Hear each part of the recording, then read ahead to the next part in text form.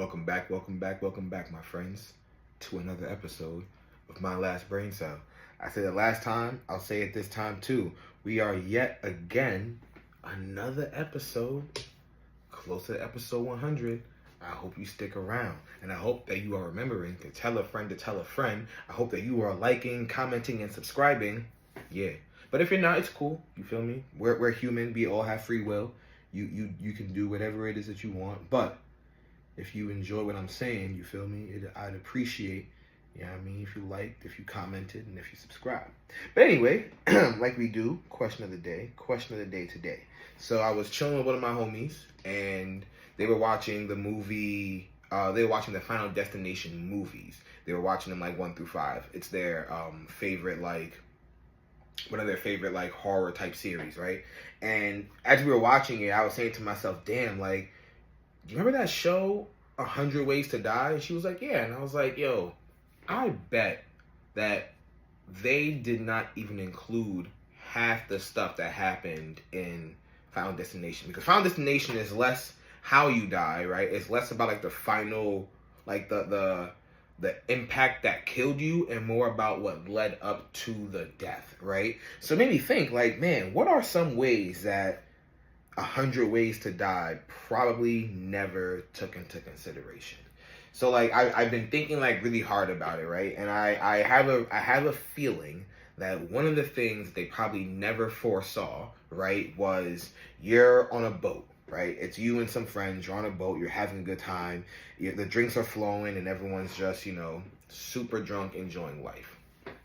One of your friends will go, yo, I've heard that there's an octopus out here who's, your friends are dicks, by the way. I heard that there's an octopus out here that is, like, super friendly to humans, and whenever he sees, you know, people about, he always comes up to say hello. Your friend's like, oh, okay, where? Yeah, let's go check it out. He goes, yeah, man, yeah, I wanna see him because, like, I kind of want to, like, play with him a bit. Your friend's like, yeah, let's do it. I'm down. So you go looking for, you know, aforementioned octopus, and you go to the area that your friend tells you that the octopus frequents, and you guys are just chilling there, like, you're still drinking, like, you don't really care if this octopus shows up or not, honestly, because you're having a good time, but, you know, you guys are just chilling. So, in about, like, 20 minutes later, the octopus shows up, and you guys are all hyped. Like, the octopus is, like, bopping in and out of the water, like, it's putting tentacles on your boat, pretending to climb up, but going down, like, it's playing around with you guys, right? So, your one friend who had the idea was like, yo, like, let's try to get him, like, on the boat. And you're all like, yo, yeah, let's do it. Like, that sounds lit, right? So, you guys all try to get him on the boat. Like, he's a little hesitant because he's like, obviously, you know, the water's my home, but alright, so, like, he eventually, you know, hesitantly joins you on the boat. He gets on the boat, and your one friend is, like, playing with him, but he's kind of being really aggressive, like, pulling the tentacles, like, keep pushing on his head, and the octopus clearly doesn't like that, right? So you are telling your friend, like, yo, chill, and your other friend's like, nah, it's alright, like, it's for y'all. 2 of y'all like, maybe you should stop. The one friend is doing it, and the other friend's like, nah, it's fine, it should be okay. So your one friend kind of on your side, like, I guess, like, it should be alright, right? So eventually your friend gets a little too crazy. He starts pulling tentacles OD. And he's like, you know, I heard that octopi can regenerate. And you're like, yo, what are you talking about? He's like, yeah, you know, I heard they regenerate. Like, do we want to see, like, what that looks like, you know, for science? And, you know, it's kind of quiet, and you can kind of tell that the octopus is, like, shook. Like, you can almost feel it, the tension from the octopus. And you're like, nah, you probably shouldn't do that. And your other friends agree. Yeah, let's not pull off or attempt to pull off this, you know, octopus's arm. But your other friend's very insistent. Your other friend has a knife on him, and he just starts gnawing at this octopus's arm, right? And the octopus is obviously in pain. So the octopus escapes before he takes off his full tentacle, and he runs away. You try to hurry him into the water, but the octopus, as you're trying to hurry him to the water, he grabs your arm and drags you underneath, and he doesn't let you up, and he kills you. I don't think 100 or 1,000 Ways to Die ever considered that as a possibility. So, question of the day, if I didn't ask it already, what kind of death scenario do you think 100 Ways to Die did not consider? And while you are thinking about that and using your imagination as I just did, I'll grab Pick Your Poison. So someone had commented a little bit ago that I don't pull certain like bricks in the Jenga tower, and I'm attempting to do so now and right that wrong, and I feel like I might have overcompensated a bit. Like, I feel like I might have gone too aggressively with this plan. I don't really know, but you know, we're gonna see what happens. I'm nervous that in like 4 or 5 moves it's gonna fall, because I got this single sitting on this single. I want to make it another single down here, but I also want to keep a pretty solid base. But we'll see what happens. Yeah, pick these cards, these young poisons. All righty then. Sing the national anthem at the Super Bowl without practicing beforehand. Always feel like you didn't sleep the night before. Be unable to grow hair anywhere on your body. I am going to instantly remove that one. I like having facial hair. I'm not a hairy person. My hair doesn't grow fast or a lot, but I like having facial hair. I like having my little, you know what I mean, my little Caesar. So to not be able to grow hair anywhere, no thank you. So these last two, yeah, and honestly, I'm gonna be honest with you guys, this is gonna be the quickest game of Pick Your Poison. Sing the national anthem at the Super Bowl without practicing beforehand. I can't sing anyway. If I was being offered millions of dollars to sing, see, this is what I'm talking about. I probably would anyway, just because it's millions of dollars. Millions of them. And honestly, for that amount of money, I wouldn't mind embarrassing myself. I mean, yeah, it'd be fine. Because, you know, always feeling like I didn't sleep the night before feels like my life anyway. I feel like I get good sleep. My body feels fine, but like I always feel like I didn't sleep well. Or I didn't get enough sleep. Not always. Like, I would say maybe 50-50. There are half the times where I'm like, damn, like I wish I could have slept more. And other half where I'm like, man, I slept great. Man, this thing is totally gonna fall soon. So honestly, I'm gonna choose the national anthem, you know, because again, to get paid to sing the national anthem for the Super Bowl, I feel like people are gonna judge me like, yo, this guy sucks. I'm gonna be like, okay, and what are you gonna do about it? I feel like I don't have to have a very good voice to sing the national anthem. I feel like when I was in elementary school, they used to have certain kids recite that shit. So I feel like I'll be fine. Pay me. Yeah. National anthem me all day, baby. Let me know what y'all picking. And please, I mean, honestly, it should be a no-brainer. Are you going to be unable to grow hair anywhere on your body? Are you going to always feel like you didn't sleep the night before? Or are you just going to sing the national anthem, or sing the national anthem at the Super Bowl without practicing beforehand? Let me know in those young comments. And when you're typing away, I'll get the young wheel. That's right, the wheel of fun. This Jenga tower is way too volatile, so I'm going to hold this and spin it.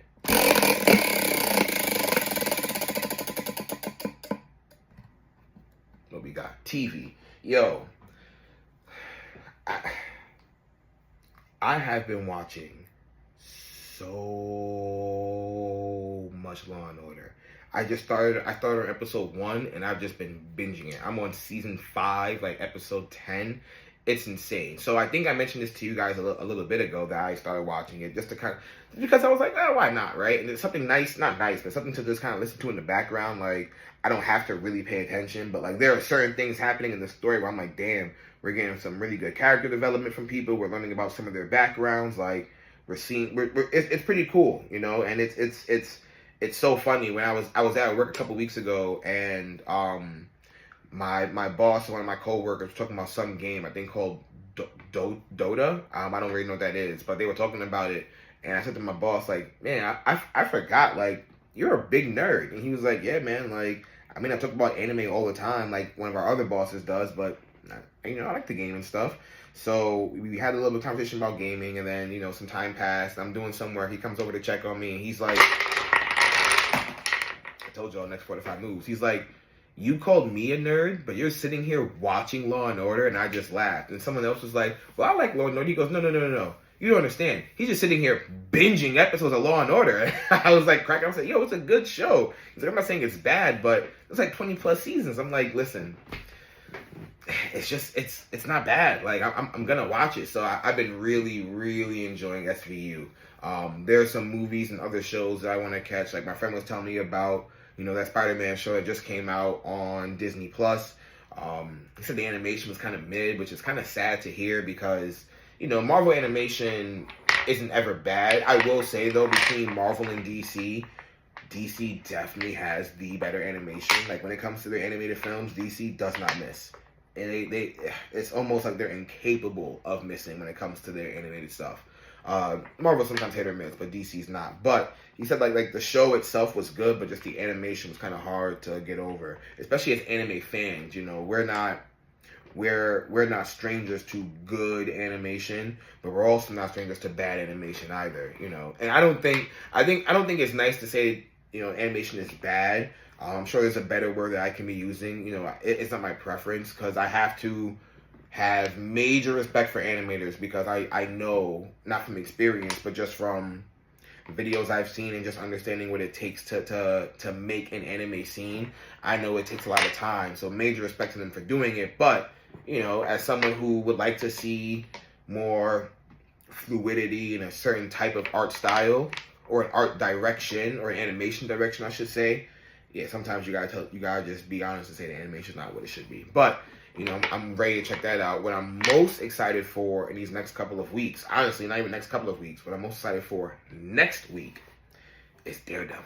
If you never watched the Daredevil show on Netflix when it came out, probably damn near a decade ago at this point, you are missing out.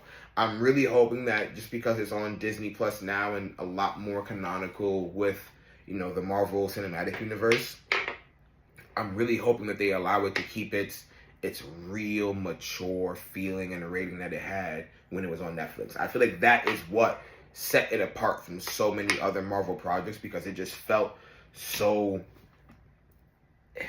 gritty. Like it was one of those shows that had you being like, yeah, it's one of those ones. So I'm really excited for that. But because I spun TV, I gotta talk about it. You know, I said on, you know, last episode that was pre-recorded, so I wouldn't be able to talk about anime and stuff, but I gotta talk about it, y'all. I'll start with Solo Leveling because that was a good fight. That was a really good fight. I do wish, though, my biggest complaint these days when it comes to animation or anime fights is that a lot of these characters are moving at such high octane speeds that the animators want to convey that, so they make the fights very, very fast. I am super grateful, though, that we are in an age where these fights are getting put on YouTube or whatever, and you can slow it down. So I watch a lot of the fights like at half the speed just to see certain like moves that they're doing a little clearer. But yeah, that fight was good. I do wish, though, that it was a little bit longer between, you know, Jinwoo and Baron. I wish that after slowing it down and watching it again, I could see a lot more of the fight and appreciate a lot more at its normal pace. But I do wish they would kind of do more, like, not slow it down where it's like half the speed, but like on Dragon Ball, right? Like we used to, back in the day when Dragon Ball characters would fight, they would be flashing in the sky. You would just see the booms in the sky. But when they would zoom in on the fight and slow it down for us, you would see each blow exchanged pretty clearly. So that's kind of what I wished more for from that fight. But it was still good. But the highlight of the anime this weekend was Dragon Ball Daima. I was home this weekend, right? And I was getting my nails done. Gotta keep them clean. You can damn near see the shine. Ooh! Anyway, I was getting my nails done, and I really wanted to watch Dragon Ball Daima. So I drove down on Friday, and Dragon Ball Daima drops on Friday. So I went to go get my nails. I was like, I'm watching this episode. So I'm watching it on my phone. And it did not disappoint. From seeing adult SSJ3 Vegeta put the beats on Goma. Hey, I gotta say, Vegeta just like me, though. You feel me? If my woman told me, hey, we're no longer taking baths together if you keep fighting up there and being a dickhead, I'm racing down, bro. Yeah, who else want to fight? I don't need it no more. My girl, yeah, y'all heard her? I needs that. Yeah. So I felt that in that moment. But watching Goku go Super Saiyan 4 was nuts. I did not expect that. Like, I expected SSJ3 to show up again for both of them, but I did not expect Goku to be able to tap into Super Saiyan 4. It was a treat, and I am so grateful to be an anime fan, man. Shout out Toriyama, R.I.P. Akira Toriyama, man, because he did his big one for this one, man. And Daima, you know, at first I didn't know where it was going, but it has exceeded my expectations, to say the least. Yeah, these last 2 episodes have been nothing but amazing, and the last episode comes out this Friday. So depending on what goes on for Saturday's show, we'll talk about it. Yeah, I'll probably talk about it in the beginning anyway, just because I might be so hyped from it. So, but we'll see. Anyway, y'all, that's all I got. Just a quick reminder. I know I'm a couple of days early, but we only have 1 episode left for the Slice of Buffalo, and we're going to Allentown. And actually, I don't think I shared this with you guys. We're going to Allentown, and I'll be joined by a special guest. So make sure you stay on the lookout for that. Really looking forward to that episode. It'll be a little different from the normal Slice of Buffalo episodes due to the special guest. So be on the lookout. But anyway, that's all I got for you guys. I appreciate you tuning in and stopping by. Once again, Mission 1K, looking for 1,000 subscribers. So make sure you tell a friend, to tell a friend, to tell a friend. Make sure you like, you comment, you subscribe. All those things are appreciated. Until next time, my friends, this is King Echo, signing off.